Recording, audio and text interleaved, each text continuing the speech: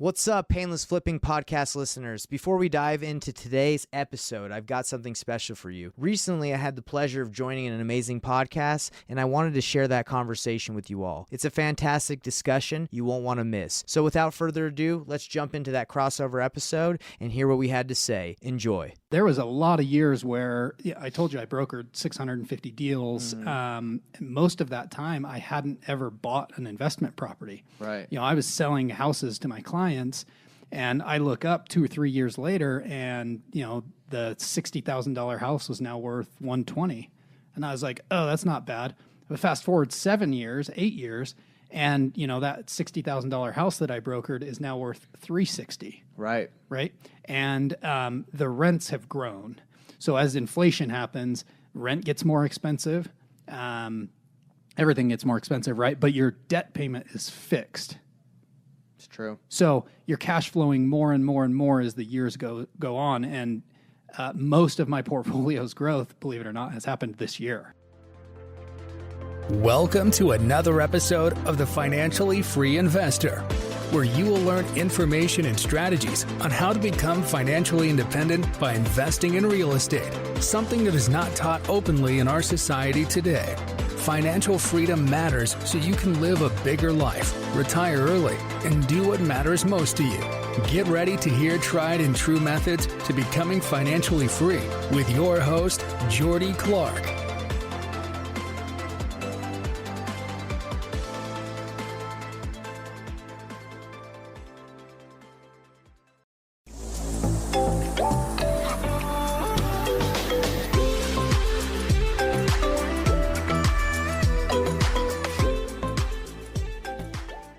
What's going on, everybody? It's Nathan Payne. What's up, guys? It's Corey Roysum. We've got our buddy Jordy Clark. Jordy Clark here. That's right. And just to introduce everybody, but hey, this is the Investor Thrive podcast coming to you live from the Investor Thrive studio. And if you don't know what Investor Thrive is, it's a business dedicated to helping real estate professionals in their personal lives and in their businesses. So check out investorthrive.com, but that's who is sponsoring this podcast. So check it out, everybody. Yeah. What's up? So we got Jordy here. Jordy actually bought one of our very first deals we did. What was that? That was a couple of years ago. Yeah. It was like three and a half Almost or something like 4 that. years ago now. Because it was like December 2018. Yep. Yeah. Dang. So, Bought one of our first deals. man, good times back in the day Yeah. when we were fresh. And you were flipping a ton of homes back then, and you've just been growing ever since, huh? How long, Yeah, How long were you flipping at that time? That was actually probably my 4th or 5th flip. So Wow. just getting going. Getting going with us. Yeah. That's awesome. We man. kind of figured it out together. That's Yeah. true. So before we kind of get into, the stories of like our first deal and like the info, Corey, I guess what are we going to talk about today with Jordy? Like, what's an overview? Yeah, so I mean, we just want to talk about kind of his background, get to know Jordy a little bit, talk about his deals, what he's doing right now, what his strategies are, what his real estate goals are.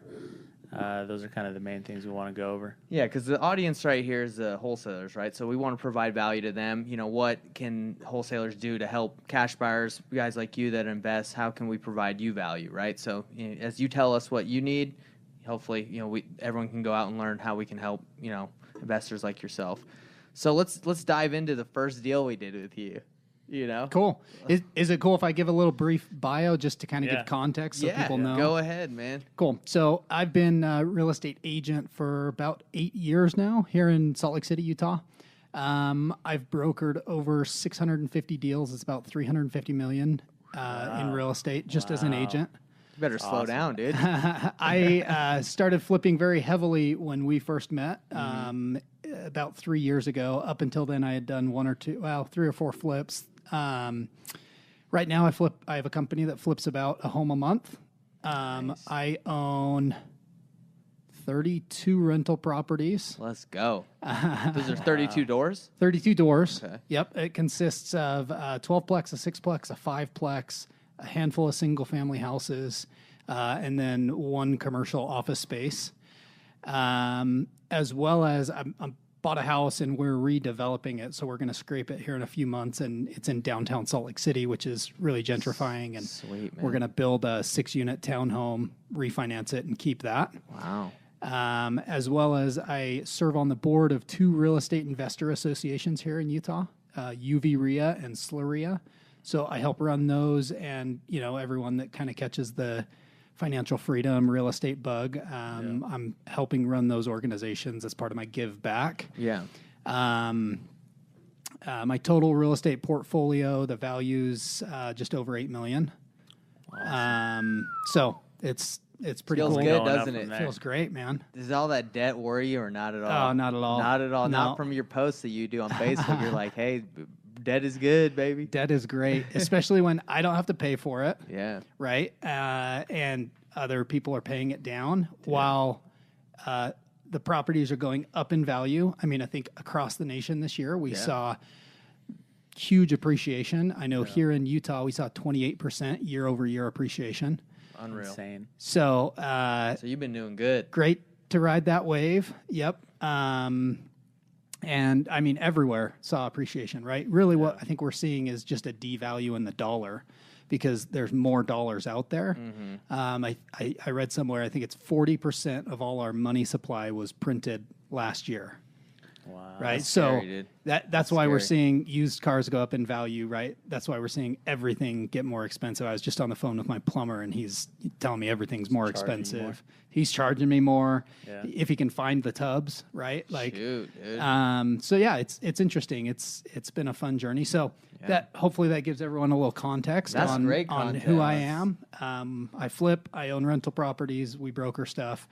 So you're pretty much the man. That's what you got. I'm working on it. Right. Yeah. Working. Yeah, man, I've honestly learned a ton from your Facebook, like stories. Like it's good. You're putting out good stuff. Yeah. Because I'm like, well, maybe I need to start getting some properties like Jordy. Because we're complete like, blinders on, right? Like we're trying to just wholesale. Like this is Sure. freaking. But it's like now from what your content, what you're saying, it's like, hey, you probably should keep some stuff. There was a lot of years where I told you I brokered 650 deals. And most of that time, I hadn't ever bought an investment property. Right. I was selling houses to my clients, and I look up 2 or 3 years later, and the $60,000 house was now worth $120,000, and I was like, oh, that's not bad. But fast forward 8 years. And that $60,000 house that I brokered is now worth $360,000. Right. Right. And the rents have grown. So as inflation happens, rent gets more expensive. Everything gets more expensive, right? But your debt payment is fixed.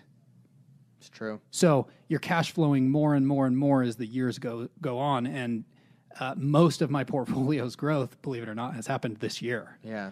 Right. Yeah. Because all of a sudden I've got equity from these properties and I'm like, hey, rather than sell it, let's refinance, pull some cash out, go buy more, or we take a look at it. If we don't like a property, like I had a short-term rental down in Moab, Utah, a couple national parks there, a lot of traffic, did really well on nightly rents, but we decided to sell it and reposition our equity and go buy some apartment complexes. Well, dang, dude. Because I would think of that investment as like a great investment, but you even put it into something better. You're saying like you took the Moab one and positioned it somewhere. That's the goal. Because I mean, we paid $465 for it, and I guess the transaction's closed now, so I can talk about it. Let's go. We just sold it for $750, and we held it 18 months. That's amazing. Wow, dude. almost So doubled.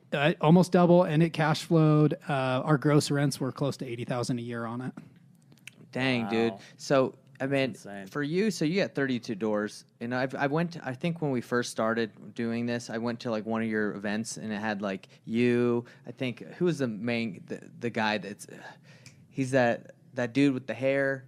I don't know how to describe him, but he's a mortgage guy. Oh yeah, it's probably my buddy Matt Atkinson. Matt Atkinson. Yep. So you guys were talking about like, okay, this is the pathway to wealth. That was like 3 years ago. Yeah. So you've just gone and freaking done that, Yep. right? Yeah. Okay, that's been your strategy. Yep. And it's been working.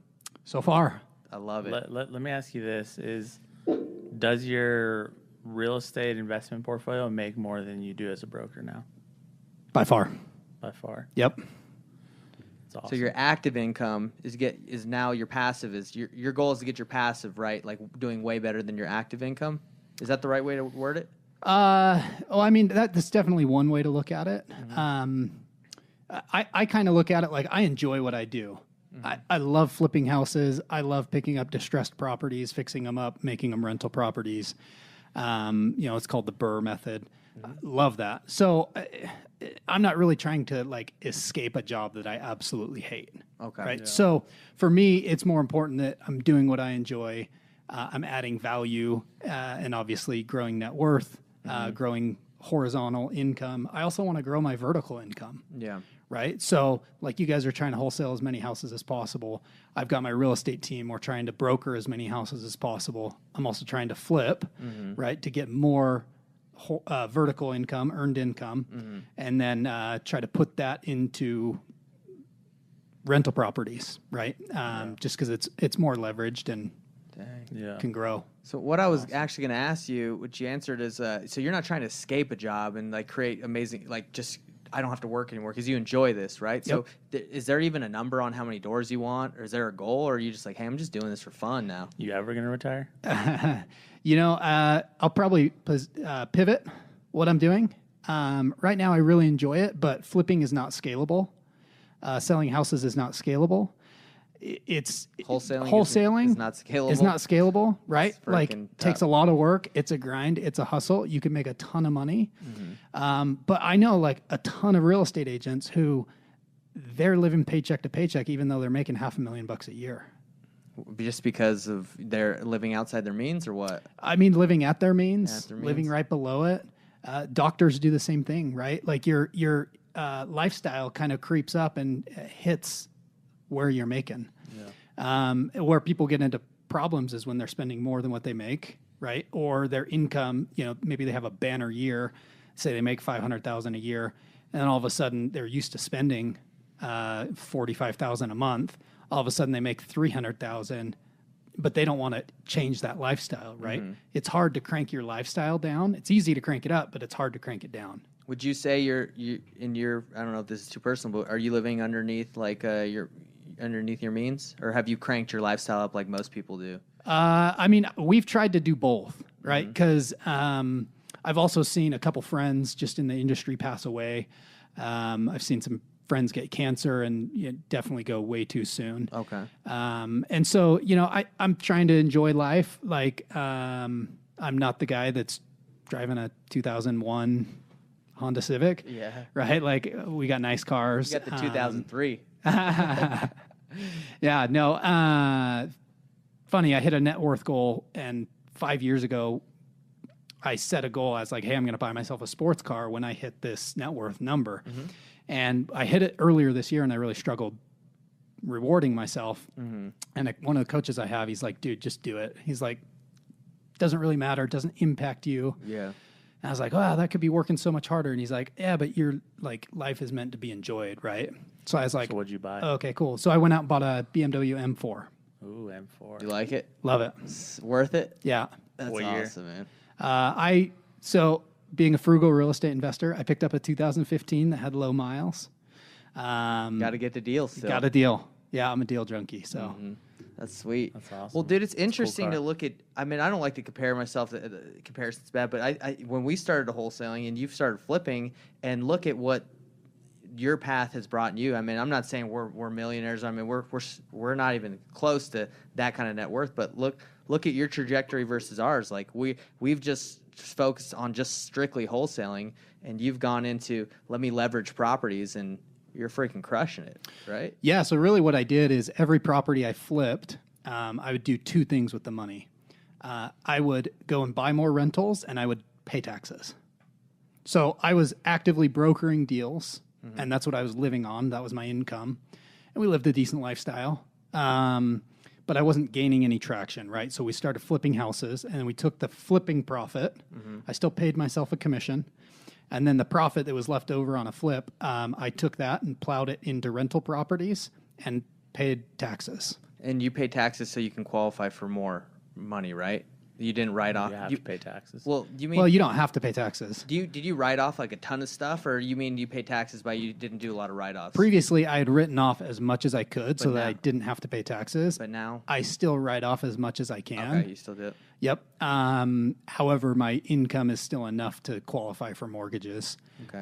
It's always kind of a balance, I think. Because that's where I'm struggling right now. Is I write off so much, my income looks so low that like I can't really get more money to invest. I guess from banks. It's kind of different though once you get into multifamily, right? Like once you get into the 5, Yeah. 12 Yeah. units, like it's not about your income as much, right? Yeah, so it's less about the income from you and more about the income of the asset. Yeah. So on multifamily, just to digress just a little bit, what they do is they'll take the gross income of the property and they'll take the operating expenses out, and that leaves you your net operating income, your NOI, right? And then they'll take, basically they've got a number, debt service coverage ratio, DSCR, or debt coverage ratio, and usually it's 1.2, 1.25. So basically, they want to make sure that your net operating income is 125% of the debt payments, right? So they're saying, hey, after all the expenses, we want to make sure that this property cash flows, and it's So you would make 25% essentially. essentially. So where are you finding those kind of good deals? Because that's got to be a good deal, right? Yeah, typically, well, I mean, we From find wholesalers it or- wholesalers. A lot of wholesalers don't do multifamily though. Because they don't know what the heck they're doing. Exactly. Yeah, they'll find a single family house. It's easy to value a single family house. Right. Multifamily gets more complex. So not so much from wholesalers. Are you finding them on the MLS? Are you finding them from relationships? So yeah, I found my 5-plex, my 6-plex from relationships, and I have something very specific I look for. Right, I've got my buy box, and for that, well, for everything really, I'm looking for something where I can add value, whether that's flipping it and I put a new kitchen in it, make it look pretty, or if I can, make it look better, fix things, increase rents, lower expenses, all of that on multifamily will add value. Nice. So I look for value add deals. I'm not paying retail. Even though you may pick something up on the MLS, if it's a value add deal, you can go in and really add value, right? When you go to get a loan on that, do they include that into their projections, like the value that you can add, or is it based off like your projected net income, or is it based off like actual current net income? So they can do both. Commercial banks get it. They've got a ton of different loan products out there. So I just bought a 12 unit, and Where at, by the way? in South Ogden, right by Weber State University. So yes. like a Class B area. It's like a 1960s vintage building, townhouse style. I think I saw that on your Facebook. Yeah, it was on the MLS. I found it on the MLS. Wow. Wow. So it was a little overpriced, but we locked it up and Nah. Did Yeah. you get it down later? Or? yeah. Okay. Yeah, we were able to work something out Due with it. diligence. Yeah, you went in and said, "Hey, this place sucks. Let me get a deal." Okay. Well, that's awesome, man. Well, dude, you've already given us like tons of info. I've always wanted to get into getting properties, right? But like, to be real, running a wholesale business is a freaking monster. Like, it's crazy. Yep. You gotta get your marketing on point. So to venture off and do wholesaling, but also keep properties. I mean, we've had to spend most of our money to keep the wholesaling business alive. Like you make 50,000, you got to spend like 20 to 30 just to pay off the overhead and then the marketing expenses, and you don't have much left to reinvest. So I guess, did that happen a lot to you? Like where you? Yeah, it totally did. Because if you remember, I was selling real estate forever. Well, really 4 years, and I wasn't gaining any traction. It was literally like- just like us. I was spending everything I was making in the business, right? Because we were trying to find leads. We were trying to find motivated buyers, motivated sellers, just like you guys find motivated sellers, just on the agency side versus wholesaling. And what happens is you have a good commission, you have a good wholesale, and you splurge a little bit, but then you also have to pay for more marketing. You have to pay to keep the business running, right? It wasn't until I read the book, it's called The Richest Man in Babylon. and one totally a Good book. great Check book, it out. great book. In the book, it basically says you have to pay yourself first, right? So I started paying myself 10% of my commissions, Right. and I realized, like, holy cow, if I just take 10% off the top, I now don't have enough to live my life and run my business. So I had to find a way to juice it more so that I had more income so that I could go out and buy more rental properties, right? And at first it was super slow because then all of a sudden I started this house flipping business that's very capital intensive.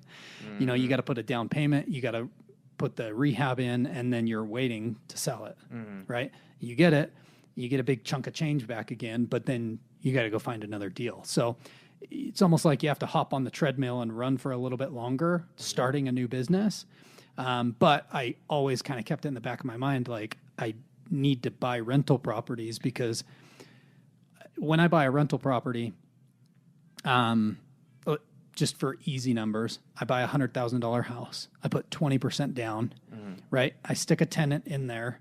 And let's just say, for just easy math, I don't make any money every month. Every dollar in cash flow I make goes to repair the property, right?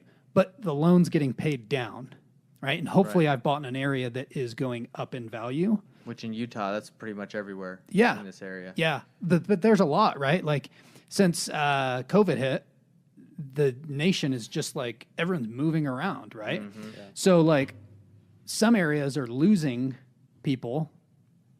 Some areas are gaining people. So if I were looking in a different market, I'd go find somewhere that people are moving to, because just the supply demand curve, right? Less houses means you're going to have higher appreciation. Yeah. So it sounds like the key was not, how many deals do you still broker a year, roughly? So we're on track to do about 70 deals this year. Is that more or less than you used to do? I would say for the last 3 or 4 years, I haven't focused on growing that. I've focused on maintaining that while I'm systematically growing my rental portfolio and keeping my fix and flips at 12 to 15 a year. So that's kind of like stayed the same then, Yeah. roughly? So it sounds like the key was for you diversifying and adding in new income streams. Yep. And not just focusing on being a broker. Yeah. Interesting. And what I did is I fixed my lifestyle on my commission income, Not on the full. not on the full thing. Okay. Right? So then I took the other money and literally I just pretended it didn't exist. And as soon as it hit my bank account, I would go out and try to find a house to buy to keep for a rental property. Yeah. Because, like, You didn't need when it. the money's in the account, like, I think everyone looks at their account and they go, oh, yeah, like, I got this money. Like, I need new TV. I want this. I want this. I want a BMW M4, right? Like, we just naturally go, like, just trying to enjoy life. Did you have a separate account that you would put that money into that you wouldn't, you would just use allocated directly for rentals? Great question. I did. Okay. Another question. So what percent of your, and you don't have to give us exact numbers, but what percent of your income now is from investing versus like flipping, rentals versus your brokerage? That's a good question. I don't know off the top of my head. What's an estimate?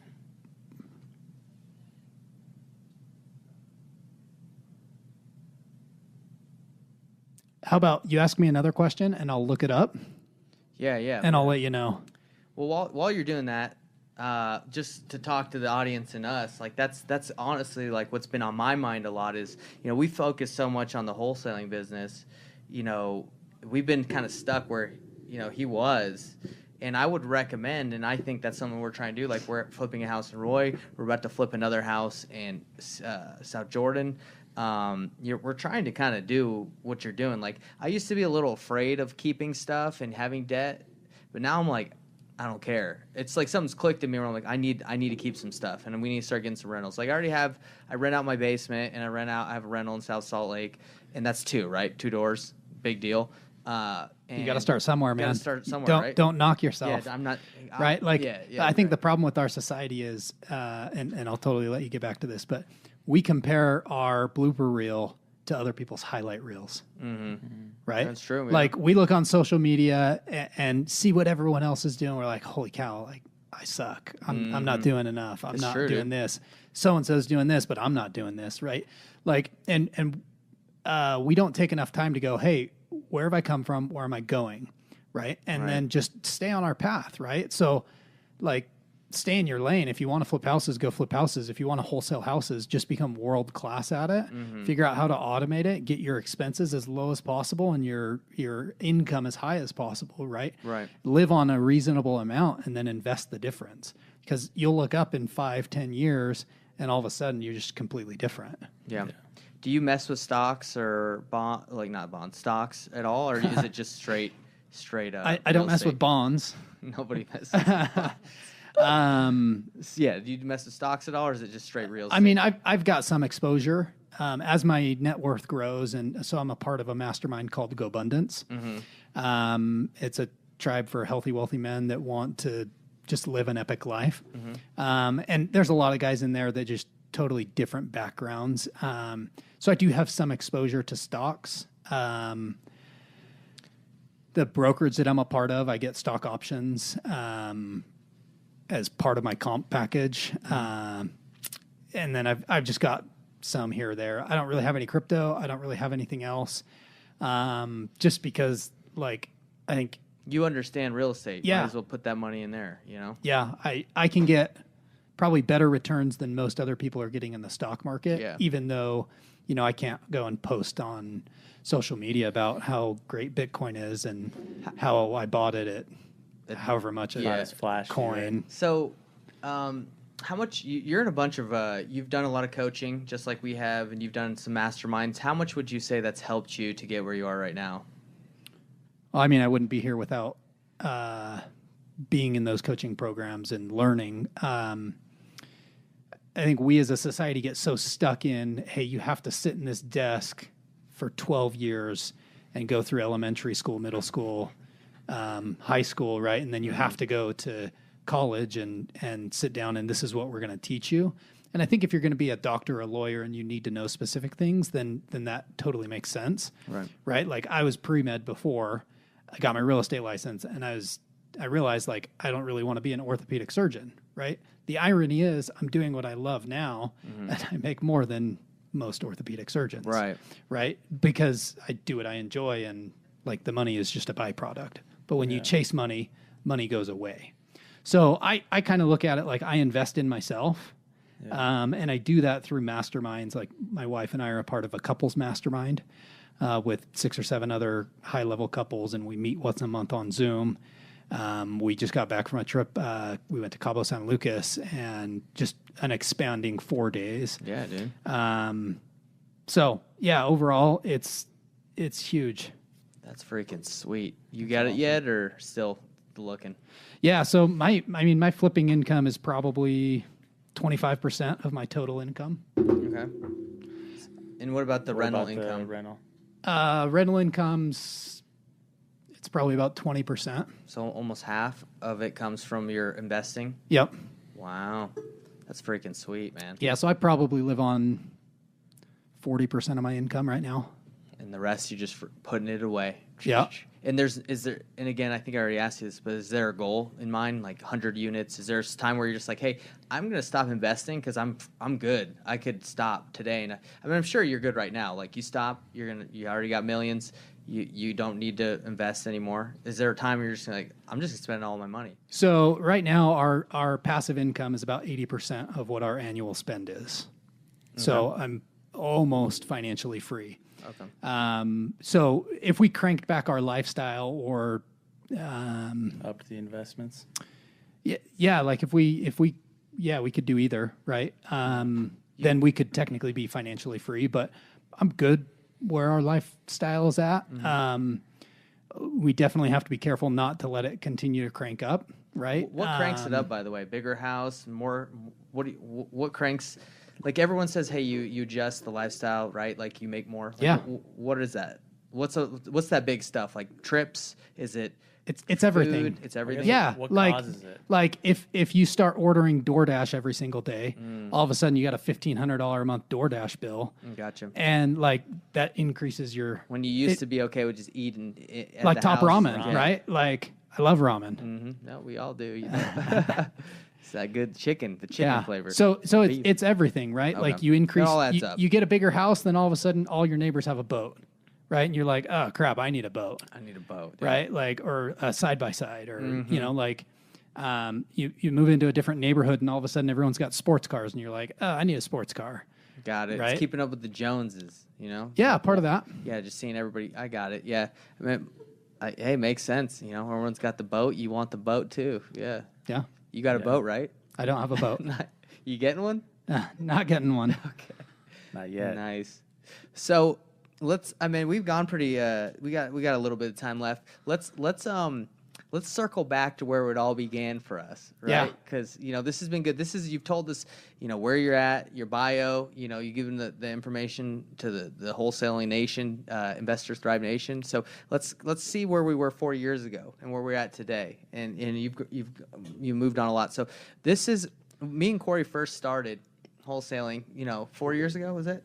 It's actually like the deal was actually 3 years ago. 3 years. 2018. We're in 2021, right? Okay, so 3 years ago. So 3 years years ain't that ago. long, it hasn't been that long of time, right? Yeah. So 3 years ago, me and Corey literally started wholesaling, had no experience in real estate at all.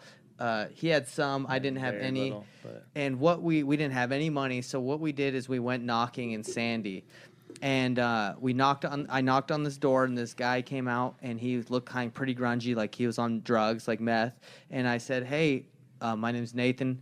We're looking to buy houses in the area. Are you interested? He's like, I don't live here. My grandma lives here. Here's her. She's thinking about selling. So I said, can I have her number? He gives me her number. I call her. Corey goes on an appointment with her and locks her up just because she was ready to go at 2:15. And you got that deal. I think we gave it to you to 2:05 eventually, or 2:04. But we had originally locked it up at 2:15, and then me and Corey looked at the comps again, and we were like, I think we locked it up too high. So Corey went the next day and said, hey, I'm really sorry. We thought your house had a basement. We're actually going to be need to be at 170. And she just lost it on him. She was so pissed. Like, how dare you? I already packed like one box. This was a day. Yeah. This was a day Yeah, after. like she'd done a bunch of work. She was Yeah. so mad. She's like, I already packed a box. You guys have ruined my life because I was ready. And so we canceled the agreement. And then 3 months later, Corey was telling me as we were brand new wholesalers, he was like, Nate, if we want to be successful in this business, we have to start caring about the people, not about the money, but caring about the individual. So then I said, hey, Corey, remember Barbara? We kind of put her in a bad position, from what she said. She was upset that she didn't get to move and she had packed that box. Let's go back to her and see how she's doing. So Corey's like, I'm not going back to her. She lit me up. So I said, I'll go there. So we drive over there. I'm like, Corey, just come to the door. He's like, I'm not getting out of the car. You go, and if she wants to talk to us, we'll go. I'll go in there. So I go to the door. I knock on the door. I say, hey, Barbara, we were going to buy your house. We got our comps wrong. I'm really sorry. Just want to apologize. Are you still interested in selling? She's like, no, get out of here. So I with my head down, I walk back to the car, and then she as I'm about to get in the car, she comes out the door, and I just see a hand waving me over. I'm like, oh no, she's about to light me up. So I go to there, and she calls me in the house, and she walks me over to two boxes on the ground. She's like, those are the boxes I packed when you guys told me you're going to buy my house, and you guys didn't. That I was ready. And I said, hey, look, I apologize again. We care about you. What can we do to make this work?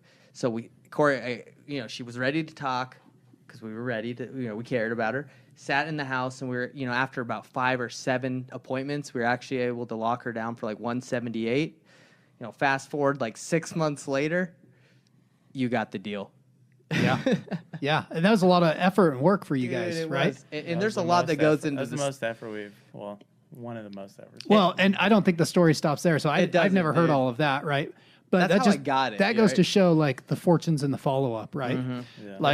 Yeah. Yeah. So good for you guys for following up with her. Dude, and at the end of the day, she was happy because she got to move. She paid cash for her next property, right? Yep. And So And she could barely afford her mortgage, even though it was super low, but she was able to pay cash, was out of there, had some cash to go.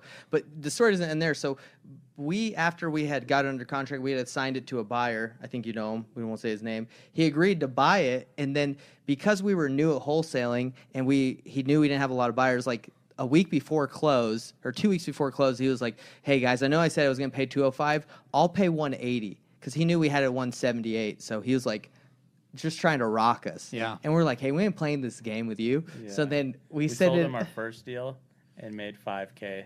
Yeah, I so think he thought that was too much for us. Yeah, he had the kind of mindset back then. I don't know if it is now. Like, you need to pay your freaking dues, and you're not making money. So we had sent that out again, and you came through, and you walked the house, and you offered to buy a 205, and we were like, hallelujah, we're about to make like $17K. That just helped us a ton. I don't know exactly the numbers, but it was like that. Yeah. But so you came in. And this is where it got kind of crazy. This is where the deal got crazy.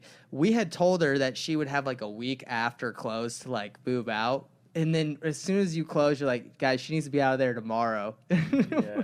I just remember Jordy was pushing me so hard Yeah, dude. to get her out. I was And like, we bro, were I'm so, trying. because Like, until that time we had done like 3 wholesale deals and they were all vacant. So we had never thought, okay, what it wasn't happens an when issue. Yeah. we had never We didn't thought understand like the urgency, The of occupancy the money on and the we had- purchase contract. So he was like, Yeah. and I understand you didn't want them staying in there for a long time. So you're like, come on, guys. So we went there the day after close, and we're like, hey, the buyer that we were working with, he wants you guys out. I know it's kind of inconvenient, but we're going to help you move. So we freaking got like a big 26-foot U-Haul. We told her we would move her ourselves, which is the biggest mistake ever because she was a hoarder. Yeah. So we start, me, Corey, our 2 cold callers that were working for us at the time, we start packing this freaking truck up. And it takes about 6 hours later, we've gotten like this far in the truck. Like, Do you Yeah. remember how much stuff she had? She had a lot.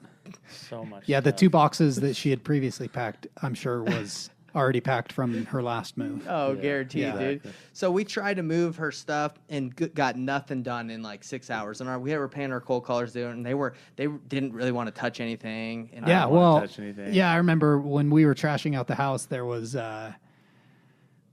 animal feces under piles of stuff in the garage. yeah, dude. It And was, then it was it was bad. not my worst house I've ever bought, but it But was it's pretty bad. it was up there. So what happened is we were moving this stuff, and then it said, Corey, we can't do this anymore. We're going to be here for about 2 weeks moving, and Jordy's going to be upset with us. So we had to hurry. So I went on Facebook, found like graveyard movers or some like prison yard movers, and I called the number. These guys showed up. They were like shaved heads. These guys looked like they just came out of the prison yard, and they were literally like the Tasmanian devil on Space Jam, like spit shine. They came through that house in like a couple hours, and it was all the stuff was packed. Yeah, the first truck was packed within like 2 hours. These guys one dude had a They limp. were just He was like tossing carrying stuff. like a straight dresser on his shoulder with a limp, and I'm like, this guy is like Hercules. Anyway, these movers were amazing. Yeah, that just goes to show, like, when you stay in your lane and you hire people for specific things, right? Like, this is why I don't wholesale. Yeah, Because you wholesalers, like, you guys do a better job at talking to people than I would because it's what you do. no, dude, Right? crazy. So they packed it up, and it actually took 2 26-foot trucks. So we had to go get another U-Haul, and you got the house, so it wasn't even all cleaned out like No. perfectly. So can you imagine 2 26-foot trucks? She had so much stuff. So anyway, we moved her out. My man got his house somewhat clean. That was our first deal we did with you, and yeah, man, we've been on the trajectory of us solely trying to build a wholesaling business, and through this podcast, you guys can see that, our boy Jordy's been brokering, but he's also been, doing fix and flips and rentals, and he's doing great. So, It just goes back to, and I got a little bit more time. We can go for a couple more minutes, but Okay. I read the book Rich Dad Poor Dad, which is why I got involved in real estate. And in the book, every time I reread it, I get something new, but it always hits me like, it doesn't matter what you do for a job, right? So it just so happened that I was a real estate agent. Right. That was my job, right? It still technically is, but like, you guys are wholesalers. But at the end of the day, you have to mind your own business, right? So your job can be different than your business. So true. My business is building a rental property portfolio, right? Because over time, property values go up, loans get paid down, and it's not my $1,000 a month that's paying it down every month, right? In return, I'm taking some risk, but I'm giving an opportunity. I'm giving a nice, clean house for someone to, raise their family in or just live their life, right? But at the end of the day, like that's an asset for me that's getting paid down while it's going up in value, right? And I'm taking the spread. So what's your opinion on short-term Airbnbs versus, renting out to a family does a year lease? I think short-term makes a lot of sense. I have a little bit of exposure in my portfolio, but honestly, I think long-term rentals, it's just bread and butter. It's always been around. It will always be around. The hotel industry does not like Airbnb for obvious reasons, right? They're taking market share. They're disrupting, which is cool, unless you're a hotel. Yeah. And there's hotel lobbies that they're literally going to municipalities right now saying, you need to stop this. You need to shut Airbnb down. You need to shut these vacation rentals down. Now, in vacation rental markets, right, resort destinations, it makes a lot of sense, right? Like Smoky Mountains. Most people Moab don't. too, right? Moab, right? Like I'm buying a place up in Bear Lake, which is right on the border of Utah and Idaho. It's very seasonal up there. If we get to use it, great. But we're going to rent it out. And there's extra headache that happens with nightly rentals because you got to deal with higher turnover. You got to pay somebody to clean it, and you got to make sure that they're cleaning it good. Otherwise, you're going to get bad reviews. And if you get bad reviews, like it's a negative spiral. Yeah. With long-term rentals, really it's very front-loaded. All your work is done up front. So I just make sure that, well, I don't anymore. I have a property manager, but basically they make sure that, credit score is okay. We're not looking for perfection, just a history of people being responsible, right? We don't want people who don't pay because that's not a win-win. We're looking for a win-win. So if we can provide a good housing situation for somebody, whether that be an apartment, a single-family home, whatever it is, over the long term, like that's all I really care about. Because at the end of the day, like none of what we accumulate here materially matters, right? We all die. We can't take any of this with us. As much as, it pains me, I can't take a Ferrari with me when I pass away. What I can take with me, my family, my memories. Eternal family. My life. Yeah. Like it's just, that's what you take with you. Yeah. Right. Is all your experiences. So that's way more important to me than material stuff. Right. And at the end of the day, like I just believe housing is one of those needs. Yeah. And you're playing the game, right? Life is a game. You're playing it and you're just deciding to do what makes good return. I'm playing real life Monopoly. I love it. Dude. Yeah. Well, what would your suggestion be for guys like us, or I would say 90% of the people that are going to watch this that are brand new to wholesaling? What would you recommend for us and them to get into, rentals? Yeah. So, I mean, this is always the tricky part, right? I was driving down the road with one of the agents on my team, and I was like, oh, dude, I remember, like, I could have bought that house. I could have bought that house. I sold that house, right? Like, I was going down this, and he's like, so, right? Like, yeah, you had to sell some, but you've got what you got now. Like, just grow it. And so, I mean, I would say you guys got to keep in mind, like, whether you're wholesaling because you just are sick of a job or you're trying to build a business, at the end of the day, there's multiple things you need to do to grow your wealth. And it's not just all about earned income, right? Rentals can be a great way for you to build wealth slowly because it's not get rich quick. It can be if you're very leveraged, which again, I like debt, especially debt that I don't have to pay back. But if you look at how our whole system is built, the Federal Reserve, which is different than the federal government, is inflating their debt away. So they're devaluing the dollar, making the trillions and trillions and trillions that they keep borrowing worth less. Right. So if you have money just sitting in a bank account, it literally is worth less in a month versus now. Right. And we're seeing it right now. It's November 2021, where, you have to pay more for milk, you have to pay more for eggs, you have to pay more for gas. And it's not just supply chain issues. Like everything is getting more expensive. So real estate is a great way to hedge inflation. And everyone, if you're wholesaling, if you're a flipper, like we should all be minding our own business and buying rental real estate. So whether that's, instead of wholesaling 5 houses a month, you wholesale 4 and keep 1, right? And then maybe, you're trying to live off of 50% of your income, and then you reinvest some back into the business. And if you kind of grow everything simultaneously like that, I think you can have exponential growth.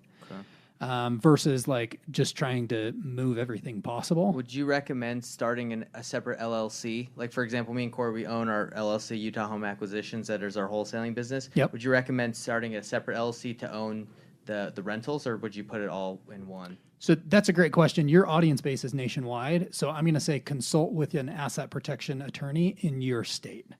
So I can tell you what I've done. We'll probably just do it in Utah, by the way. We'll probably just keep stuff in Utah. Yeah. So for me, my LLC that I earn my income in is different than what I flip in. Okay. And then I have different LLCs for my properties. So I have a series LLC, which holds a bunch of different properties. And you can create sub companies.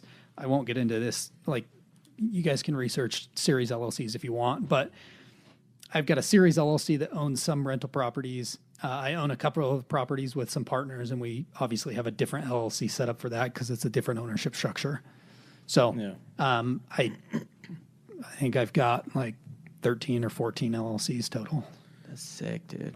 I love it, man. I'm honestly, that's something that really pumps me up because, our wholesaling wholesaling is cool, right? If you can create a monster that's just doing like 10, 20 deals a month, then that's great. But it's, you're kind of stuck if you're doing like 1 to 10. It's just like very marketing heavy, and it's very expensive. And unless you can break out of there, you're kind of, the goal is to break out of that and just do more, or you're just kind of, or you're not making enough to really make a difference. Yeah.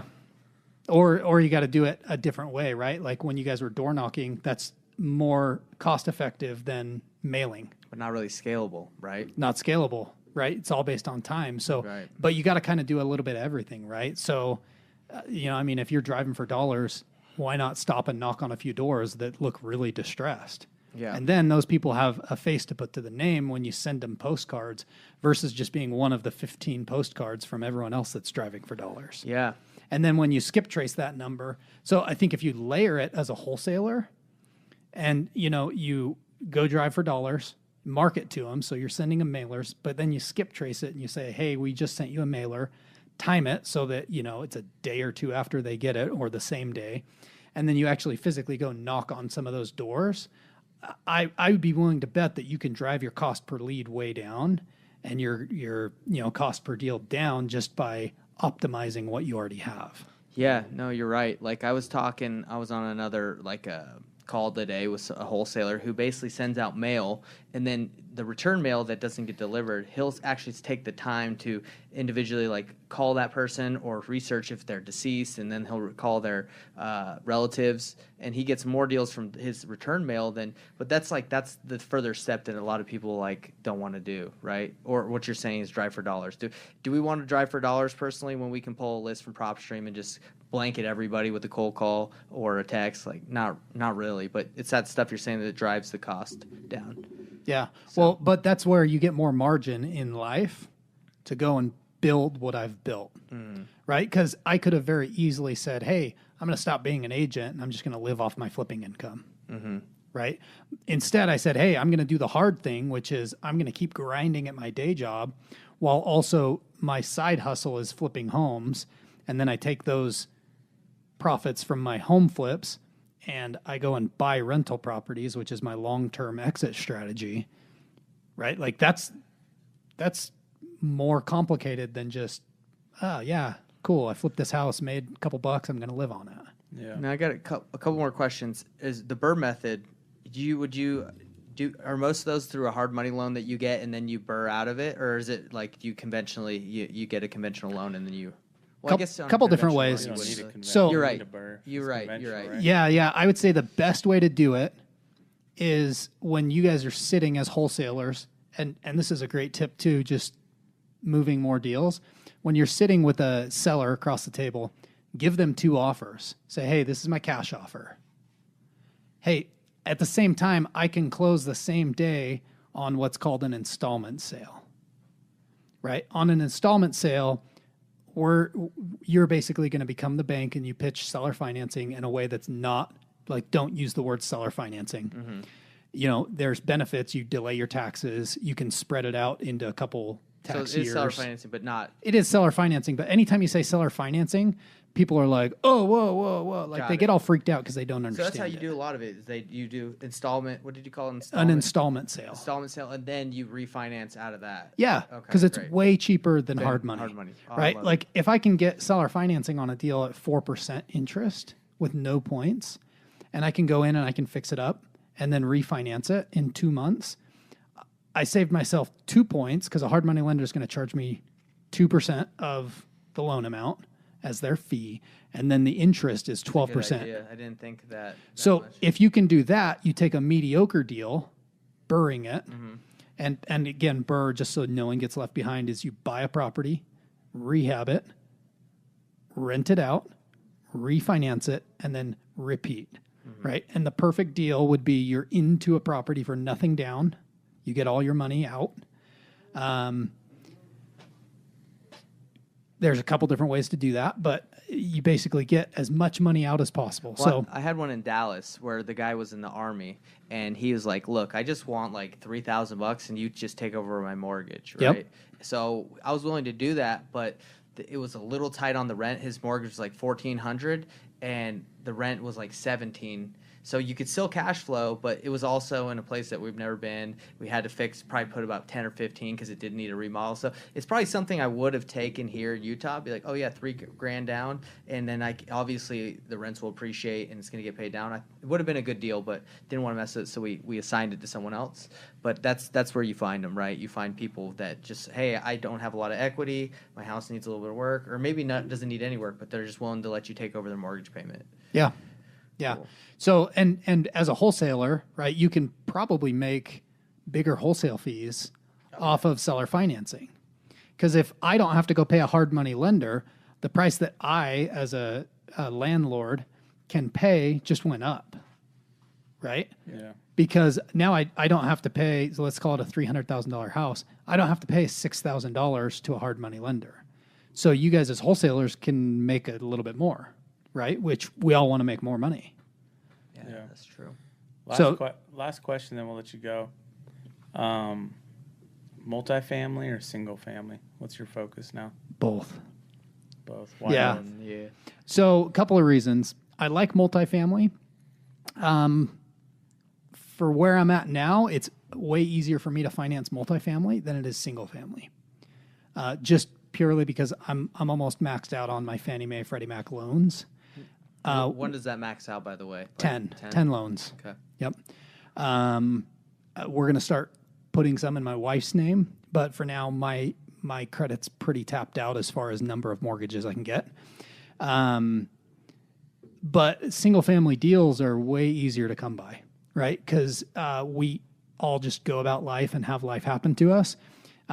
There's death, divorce, like a lot of stuff happens. People move.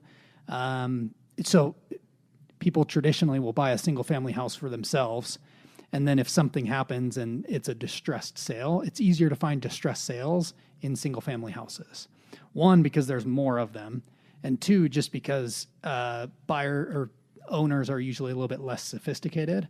Like the owner of a 12-plex, the only reason they're going to have a distressed sale is if there's a financial need or if they have a better opportunity that they're willing to take a discount for. Yeah. So I like single family because they're easy to transact. They're easy to find deals. I like multifamily because there's better tax benefits because I can go and do a cost segregation study and accelerate depreciation, which saves me money on taxes today. Mm-hmm. And then eventually we'll have to deal with it in the future.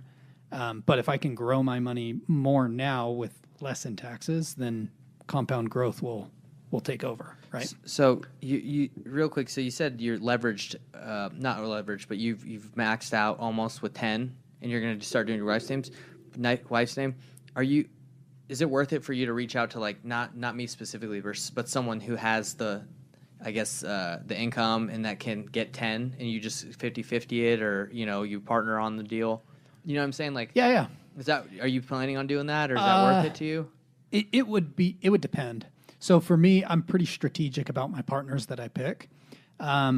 Just because like when you get to a certain point, so when we all start out in real estate, if you have no money, but a lot of time, like you want to do every deal possible, right? The more you start doing, the more you realize like, hey, I don't really want to own that type of house, right? Like I was under contract on a triplex for $250. We went and walked through it, and like just talking to the tenants in our due diligence period, I was like, man, I'm going to have like bad dreams. I'm going to wake up in the middle of the night and be like, oh crap, are these guys burning my house down? Yeah. Like, it's just not a tenant base that I want to deal with. Right. Was it the location or just the specific tenants? Both. Oh, okay. Like the location would not have attracted the type of tenants that I want. Where was that? It was in Ogden. Yeah, I had one in Layton that I was looking at. I think I sent it to you, and it was just a ton of fourplexes in that area, so it was just kind of a trashy area for like lower rent. I mean, when you hear fourplex, you're like, oh, cool, but it was kind of like that too. Yeah, I mean, what you buy, you have to sell, right? So as a rental property investor, I used to be like all over any deal. Like if it was a deal, I'd buy it. I've gotten a little bit more picky now just because I'm like, hey, like my time is finite. There's only so much I can do. So I'm looking for very specific deals. So at some point you'll have to sell it too. At some point you'll have to sell it. And then you have to deal with like weird houses, guys, attract weird people. Yeah. Right? Like it's just. I mean, you would know more than we do because you deal with the, I guess that you're selling it. You're a broker, right? So you deal with those. We're dealing with the weird people pretty much all the time. So wouldn't it be better just instead of going and getting a partner to use their 10? Wouldn't it be better just to do like a commercial loan? Yeah, you could certainly do that. You pay a little more interest, but you wouldn't be splitting the profit 50-50. Yeah, I mean, so you guys know who the real estate guys are? They're called the real estate. Real estate guys. Maybe. Russell Gray is one of the guys. They also do a podcast. Yeah. Is it as good as this one? He says, "How about you guys just have something different to offer the world than they do?" Yeah. Right. I wouldn't say it's any better or any worse. Your content's different. Their content's different. Yeah. No, I'm just saying, like you guys, you guys have something different to offer the world than I do. Yeah. Right. Yeah. So like, good for you guys.